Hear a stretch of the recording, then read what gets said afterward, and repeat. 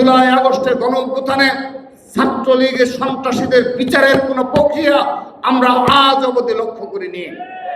শুধু তাই নয়, আমি অতীব দুঃখের সহিত বলছি, জুলাই আগস্ট গণঅভ্যুত্থানে বৈষম্য বিরোধী ছাত্র আন্দোলনের ব্যানারের যারা নেতৃত্ব দিয়েছিল তাদের মাঝেও আমি ছাত্রলীগের বিচারের কোনো প্রকার আগ্রহ আজকের দিন পর্যন্ত লক্ষ্য করিনি। আমরা ইতিমধ্যে ছাত্রলীগের বিচারের দাবিতে মার্চ ফর জাস্টিস কর্মসূচি বেশ কয়েকবার পালন করেছি। আমরা প্রশাসনকে চিঠি দিয়েছি, স্মারকলিপি দিয়েছি, বিশ্ববিদ্যালয় প্রশাসনকে আমরা বারবার স্মারকলিপি দিয়েছি, অনুরোধ জানিয়েছি আপনারা পদক্ষেপ নিন, সন্ত্রাসীদের চিহ্নিত করুন এবং বিচারের প্রক্রিয়া শুরু করুন। কিন্তু বাংলাদেশে শুধুমাত্র ঢাকা বিশ্ববিদ্যালয় এবং জাহাঙ্গীরনগর বিশ্ববিদ্যালয়ে নামকাওয়াস্তে একটা লিস্ট প্রকাশ করেছে, বিতর্কিত লিস্ট প্রকাশ করেছে ছাত্রলীগের সন্ত্রাসীদের, কিন্তু বিচারের কোনো প্রক্রিয়া আজ অবধি তারা কোনো পদক্ষেপ গ্রহণ করেনি।